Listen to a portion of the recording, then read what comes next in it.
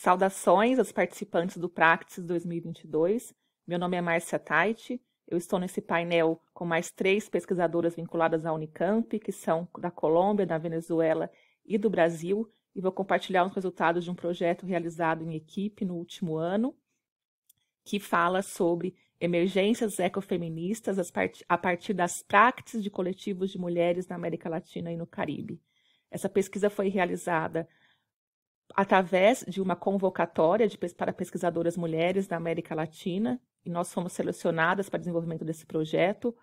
Esse projeto foi realizado, então, por mim e por mais 4 pesquisadoras,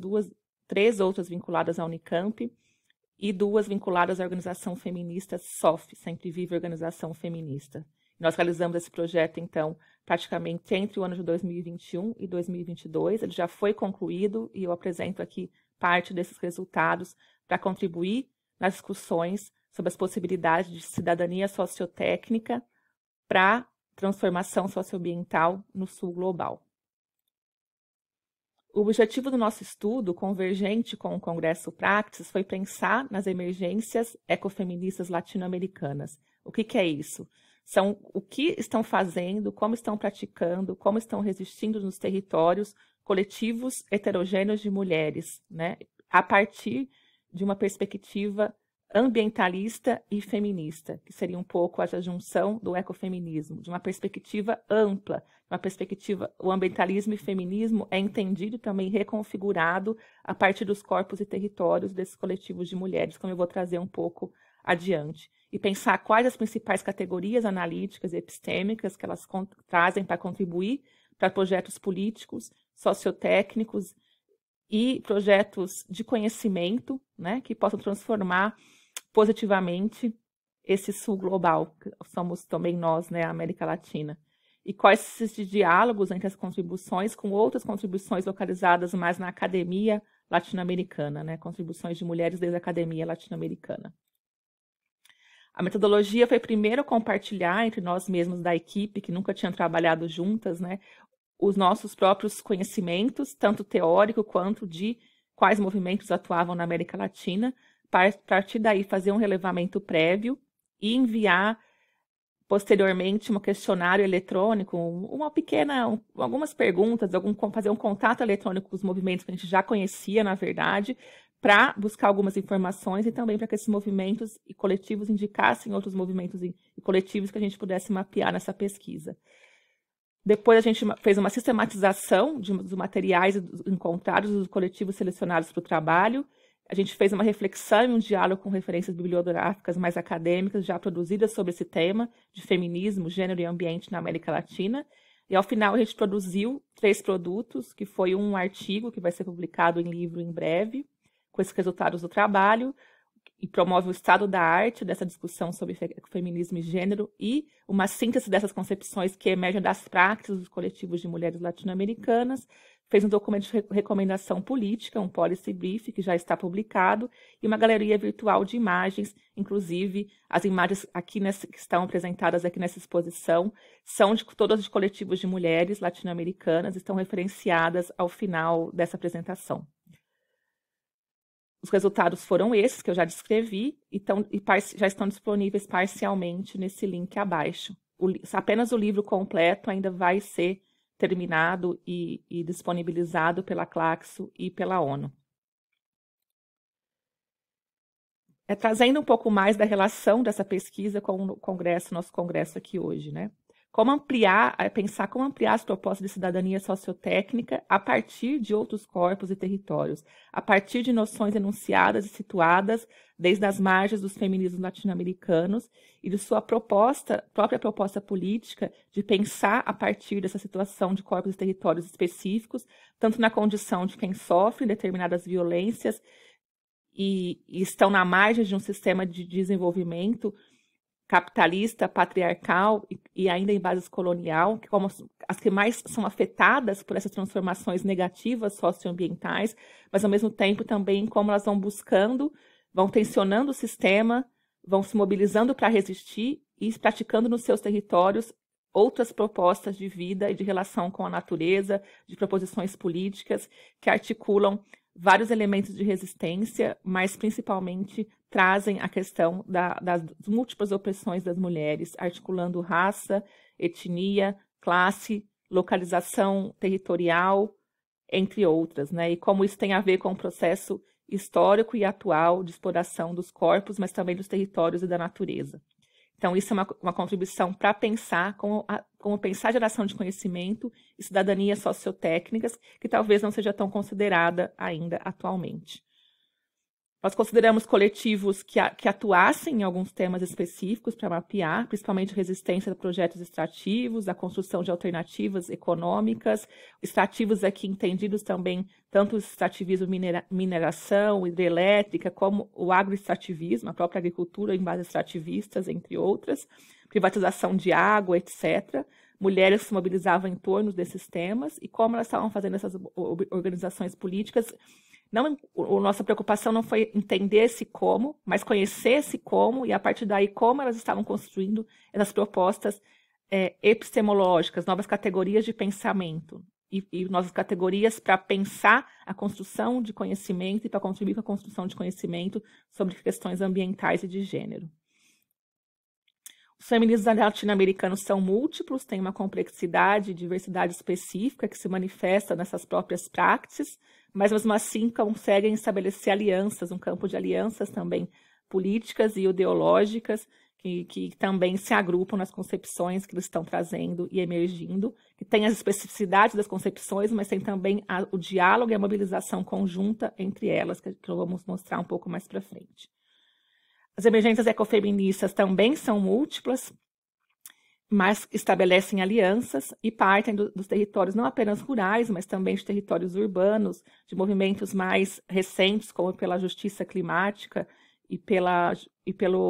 a justiça ambiental, primeiro e depois pela justiça climática. Mas é interessante notar essa ecoterritorialização dos movimentos, como os movimentos também têm partido cada vez mais da defesa e do combate ao ataque a territórios específicos, sejam eles urbanos e rurais, né? Sejam as terras de indígenas de uma comunidade, de um feminismo indígena comunitário, seja a água em um pueblo ou em uma cidade das nossas cidades da Argentina e do Brasil, né? A proteção da água como um bem comum. Então, ela se articula em diversos territórios, a natureza é um eixo importante e a não exploração desses corpos também vinculados a uma prática de vida, uma possibilidade de vida a partir dos territórios, e quando esses territórios são privatizados ou destruídos, como esses corpos acabam sofrendo, né? Então é isso um pouco as preocupações base dessas emergências ecofeministas, mesmo surgindo de territórios distintos. Nós partimos de um universo de 64 coletivos e depois olhamos profundamente os materiais produzidos por 28. Esses coletivos são de origens e naturezas múltiplas, tanto redes maiores, que envolvem vários países, quanto movimentos que envolvem uma comunidade ou uma cidade, como associações, etc. Foi um conjunto heterogêneo de movimentos que a gente trouxe, porque justamente as ações são heterogêneas na América Latina e no Caribe. E a nossa intenção era mostrar um pouco dessa heterogeneidade, mesmo que, claro, que nessa pesquisa nós trouxemos vários países, mas não é o total de movimentos, obviamente, em cada país, e nem toda a América Latina e Caribe, que é muito maior do que esse. Finalmente, vou mostrar rapidamente aqui as noções principais que emergem, esses grupos de noções principais que emergem dos territórios e dos coletivos feministas na América Latina. Uma primeira noção é a sustentabilidade da vida, muito articulada a também a noção de soberania alimentares e as lutas por soberania nos territórios específicos da América Latina, que tem a ver com os movimentos sociais de base indígena e campesina, e como as mulheres vêm cada vez mais mostrando e visibilizando a sua atuação dentro desses movimentos e resistindo à privatização não só da terra, mas das sementes, dos recursos, e lutando por uma alimentação saudável e disponível para todos, né? Que a alimentação também seja, de certa forma, desmercantilizada e seja vista também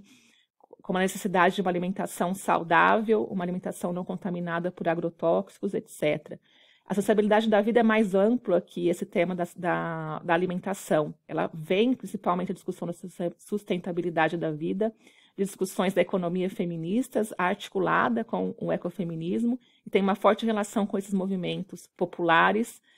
e ambientais e territoriais que vem resistindo e falando de como o cuidado com a vida e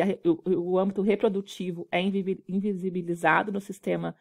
patriarcal, capitalista e também em bases coloniais, e como essa invisibilidade impede, explora certas pessoas, e principalmente as mulheres e as mulheres racializadas, nesses trabalhos produtivos e de cuidado, e ao mesmo tempo impede que esse cuidado e sustentabilidade da vida e a dimensão reprodutiva tenha a centralidade que ela realmente tem na materialidade da vida, de cuidado dos corpos e territórios. Então, é visibilizar quem faz esse trabalho, dizer que não deveriam ser responsabilizadas unicamente por esse trabalho, que é um trabalho central para toda a manutenção da sociedade, que é cuidar da vida humana e da vida não humana. Então, um trabalho ecológico e humano, né, em relação ao ambiente, em relação aos humanos,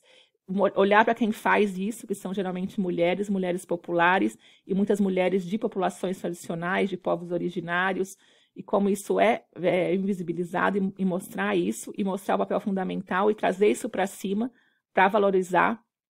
e para construir políticas, projetos de desenvolvimento tecnológico, que isso seja colocado no centro onde ele é devido, né? Um tema mais emergente dentro dessas noções emergentes e como elas são constituídas é o tema da justiça ambiental e da justiça climática, e também como as mulheres têm trabalhado de uma forma central nesse tema, falando de novo dos territórios específicos, falando como os territórios do sul global e por exemplo, a América Latina, são que os efeitos da mudança climática são globais, mas atingem de forma mais forte alguns territórios que já têm problemas mais graves de desigualdade,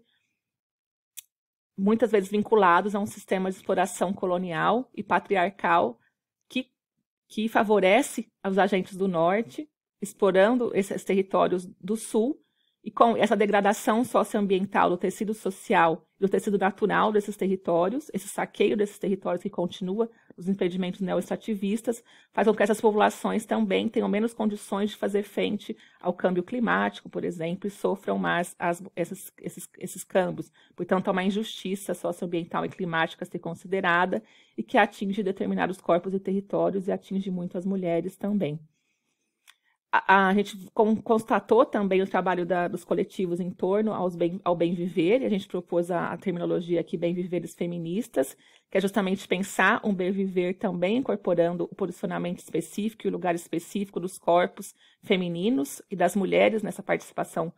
com o bem viver, como mostra esse cartaz de um evento que aconteceu em 2020, né? Então, como incorpora nesse evento tanto o ecofeminismo, quanto o anti-extrativismo, quanto a perspectiva do bem viver. Então, é mostrar como isso tem sido feito a partir dos coletivos das mulheres.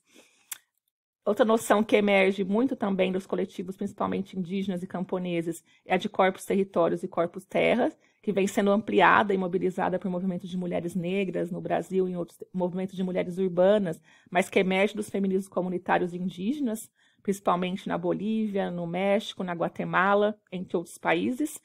e estão sendo apropriadas, como eu disse, por outros coletivos enquanto ideia, enquanto concepção, que é a articulação na defesa dos corpos e territórios, em mostrar as violências que sofrem os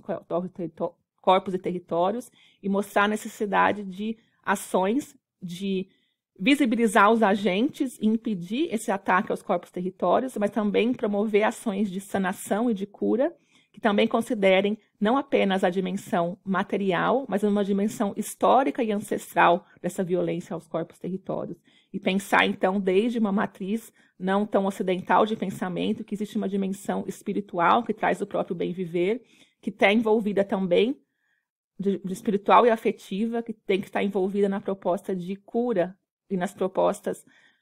que pensem realmente em considerar um ponto de vista e uma vivência e uma praxis diferente, que é essa praxis diferente que poderia contribuir para saídas e alternativas que não a que a gente veio até hoje, que talvez não tenha mostrado as melhores direções para a sustentabilidade e para a justiça social e a justiça ambiental de forma articuladas. Então, como pensar que a natureza não é simplesmente um ente material e um bem disponível para recurso humano, nesse sentido, é atribuir à natureza direitos, e a partir da cosmovisão desses povos é um direito porque esses seres têm uma dimensão espiritual, né? Mas como pensar, se não incorporar essa dimensão espiritual como um contexto geral, urbano e moderno, mas como pensar que a natureza possa ser vista como um ente de direito, por exemplo, né? Então, tudo isso tem a ver com a matriz do bem viver, tem a ver com a relação entre corpos e territórios, e tem a ver com essa contribuição que vem fazendo as mulheres. Finalmente, para encerrar, eu queria propor, então, fechar pensando em como essas concepções e como essas práticas podem ser trazidas para dialogar com a ideia de cidadania sociotécnica, pensando, então, que democratizar a ciência em promover cidadania tem que se pensar se, como e quando tem sido realizado esse projeto de cidadania sociotécnica e se, como e quando eles têm considerado essas outras práticas e as práticas de mulheres, de coletivos não urbanos, rurais, e se, como e quando tem se considerado essas outras matrizes de pensamento, tomado o gênero e a relação entre gênero e ambiente, injustiça ambiental a sério, enfim, pensar em uma forma de cidadania sociotécnica que caminhe para uma cidadania sociotécnica com solidariedade ativa e afetiva,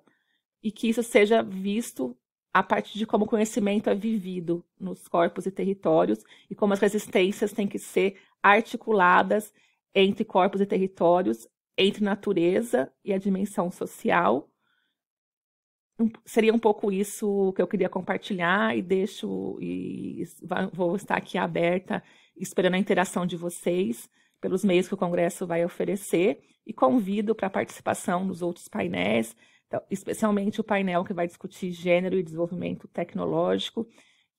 para continuar um pouco essas discussões. Muito obrigada, forte abraço.